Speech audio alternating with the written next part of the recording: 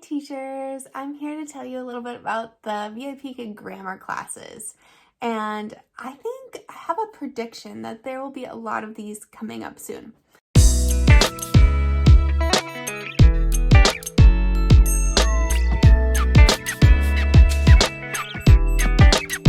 As you know, it's almost Chinese New Year, and whenever there is a holiday or a break, I often see a lot of supplementary classes coming into my schedule. So I think the reason is I'm just like predicting this or kind of guessing this.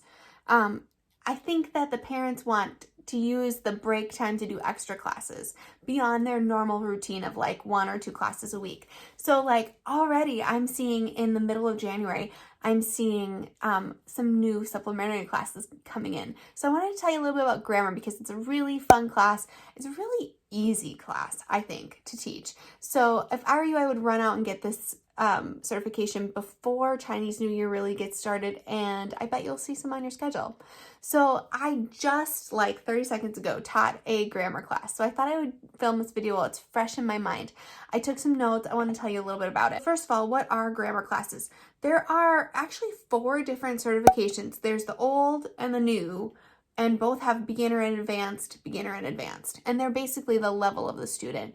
So I don't know if they're still offering the old one, but I just taught an old one. So I would get whatever grammar certifications there are out there, I would go get them. So grammar classes are different than major courses. They focus the entire 25 minutes on grammar. Normally grammar is just like one little piece of the lesson, but these are meant for kids who are struggling with that specific piece of speaking English.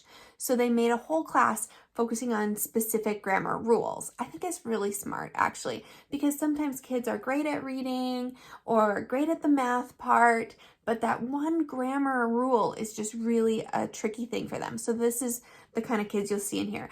I think mostly they get into grammar classes because of LP recommendations or parent requests, but I think teachers can, if you have a regular student, I think you can suggest that they take a grammar class. Grammar classes have a little bit of a different format.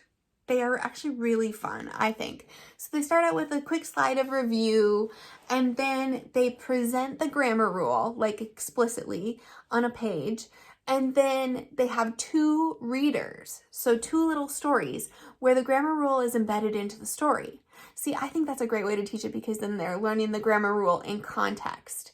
And side note, before the student ever even gets to you in grammar class, they've already taken the first part of the grammar class, which is with a Chinese teacher. I think, again, VIPKid really is smart about this because these grammar rules require some explanation in their native language. So the Chinese teacher explains it to them in Chinese and English, and then they come to you. They've already had a little introduction. They come to you and can learn how to pronounce it properly and use it in context. So you teach this with the stories, and then there are so many fun activities following the stories. There's a lot of multiple choice, there's a lot of drag and drop, there's a lot of like interactive pick the correct word to fill in the sentence, a lot of that. Honestly, I feel like these classes kind of teach themselves. Like you just have to kind of guide them through it, and the slides just do all the work. It's really easy, I think. Some things to watch out for. One kind of unique feature, I'm going to show it here, is they have these little tabs that you have to pull into the main screen. So if you see a little arrow on either side of the slide, make sure you don't forget to pull those into the screen. They're usually a little more explanation about the grammar rule. And you can use those to either speed up the lesson, like you can just do it quick and move on, or you can use those to really extend. If the kid is flying through, have them read the tab, have them give an extra example. I use those kind of as like a if I need them kind of thing. Then another thing to watch out for is if your kid is flying through these lessons, a lot of times they really pick up the rule quickly and then the lesson seems super easy.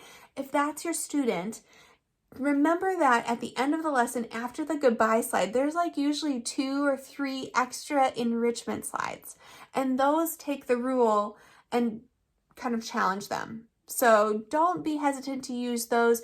I would check, when you see this on your schedule, I would just open up the materials and check what's at the end of the lesson, just so you have it in your mind before you start as kind of a backup. Now, the thing with grammar is you would need to be a little bit picky as a teacher.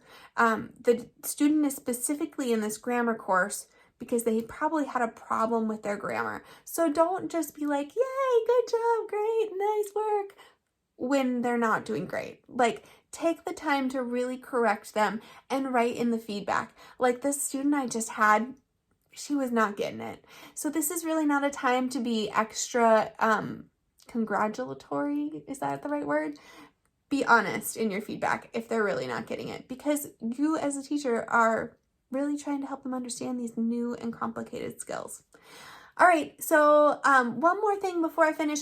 You do need to do all your normal things for grammar classes. You need to do TPR, you should have some props, and you need a reward. For grammar, I usually do just stars, really simple, for my younger students. And for this student, she was a higher level, so I did this. It's a really kind of dumb reward, but it works. It just says pick a number, and then I ask them a question.